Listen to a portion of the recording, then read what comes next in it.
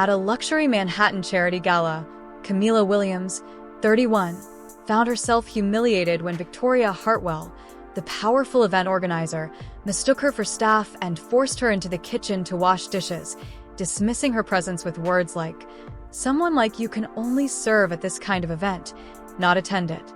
Dressed elegantly and holding back her quiet confidence, Camila endured the insult while whispers and laughter spread among the wealthy guests, unaware that the woman scrubbing fine china plates worth more than most salaries was not a servant, but a Harvard Business School graduate who had quietly built a strategic consulting empire worth $80 million. As Victoria and her elitist companions mocked her, Camila's calm responses carried an authority that unsettled the room, hinting at a deeper truth. When Victoria tried to assert hierarchy by calling it her kitchen, Camila's subtle smile and pointed questions about the mansion's ownership shifted the atmosphere, sending a chill through the hostess. What none of them knew was that the mansion actually belonged to Camila's husband, Alexander Blackstone, a powerful figure who had married her in private and was due to arrive shortly. As the sound of his footsteps echoed closer, Camila removed the apron she had been forced to wear, her eyes gleaming with the satisfaction of long-awaited revelation, and declared softly but firmly that her real work at the gala was only just beginning. "Actually, sir, there was a minor incident." Security reported that a woman attempted to enter through the main entrance without a proper invitation and was directed to the service entrance. Alexander stopped abruptly, his expression tightening. "A woman? What description?" he demanded. "Black woman, around 30 years old, navy blue dress," came the reply, and Alexander's face hardened in a way David had rarely seen. "And where is this woman now?" "I believe the event organizer, Madame Hartwell, put her to work in the kitchen."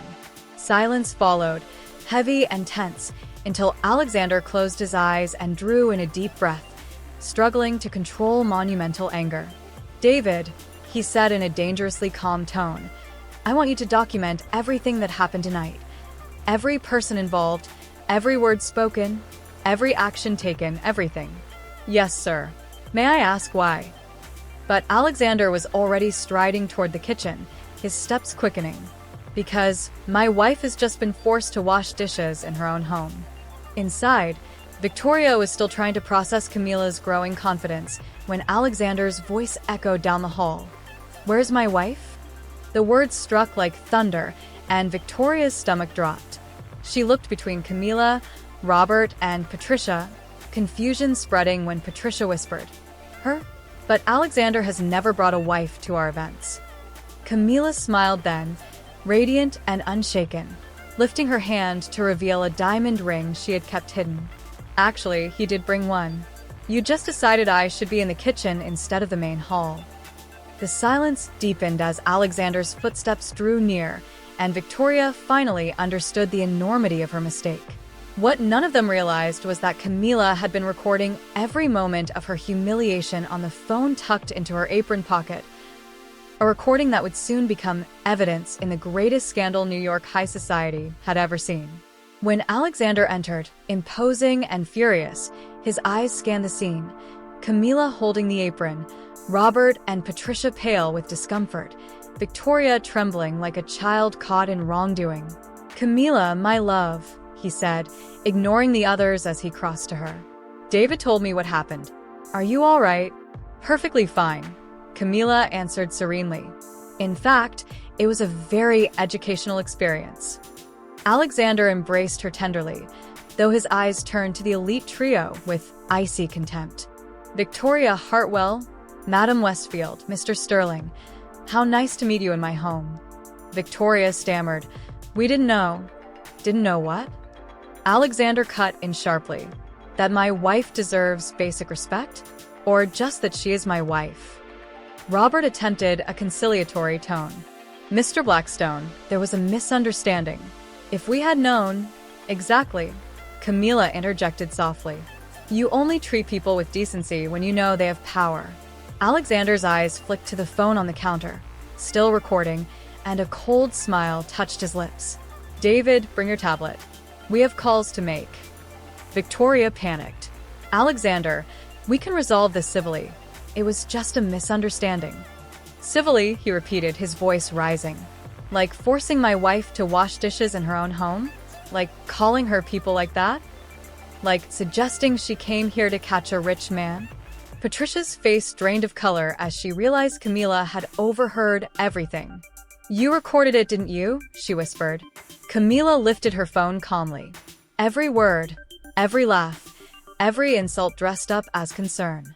As David entered with the tablet, Alexander began making calls. Janet, withdraw the Blackstone Foundation's sponsorship from all Hartwell events. Yes, permanently. Victoria's knees nearly buckled. The foundation made up 60% of her contracts. Alexander turned next to Robert. All Sterling Developers contracts with Blackstone Group are cancelled. Penalties don't matter. Robert opened his mouth, but Alexander was already calling Patricia's world into question.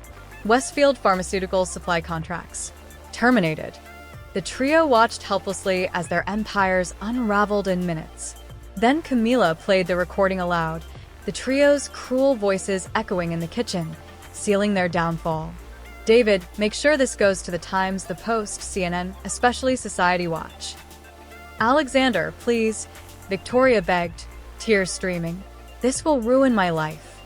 The way you tried to ruin hers, Alexander replied coldly. The difference is, she did nothing to deserve it. You chose every word. Camila's calm voice cut through the devastation.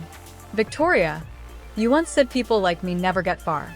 Well, in addition to being Alexander's wife, I am CEO of Williams Strategic Consulting, just hired by New York City to review every public event contract. And yours will be the first. Silence crushed the kitchen as the weight of her words landed. Within days, headlines blazed across New York. The silent revenge. How the elite were unmasked in a single night. Camila's video went viral, contracts collapsed, reputations disintegrated, and the mighty who had mocked her discovered too late that power means nothing when built on cruelty and contempt. Pharmaceutical company employees who had long remained silent out of fear now felt empowered to report years of microaggressions and institutionalized prejudice, while Camila and Alexander received hundreds of messages of support every day, with Black entrepreneurs seeking her consulting, universities inviting her to speak, and her firm, Williams Strategic Consulting, hiring 10 new employees to meet demand. 3 weeks after the gala, Alexander asked over breakfast if she had foreseen such an impact, and Camila admitted she had expected exposure, but not a wave of structural change as people across the country questioned systems long left unchallenged, a movement amplified by the viral hashtag Camila Challenge as thousands shared their own stories of discrimination, forcing restaurants, clubs, and companies to review policies. Maria, the veteran mansion employee, found new purpose when Camila created a training program to help domestic workers transition into careers in administration and healthcare, proving dignity could be rebuilt at any age. 6 months later, Victoria's attempt to reinvent herself as a sensitivity consultant failed. Robert Sterling sold his business for a fraction of its worth, and Patricia faced lawsuits while losing her board seat. In a televised interview, Camila was asked if she felt remorse for their downfall, to which she calmly replied that she felt compassion for their suffering but no remorse for exposing the prejudice that had harmed countless lives, emphasizing that disproportionate was not their downfall, but the daily humiliation faced by Black women judged by skin before merit. A year later, she stood before Harvard graduates, declaring that true power lies not in humiliating others, but in lifting up those society tries to diminish, and her words became a manifesto for a generation. While Victoria, reduced to a modest apartment, watched her speech in tears, realizing she had lost far more than contracts. She had lost the chance to be part of change greater than ego. Camila rose higher, appointed to the Ford Foundation board 2 years later, where she received a letter of apology from Victoria, to which she replied that true reparation comes not through words, but through actions that lift others up.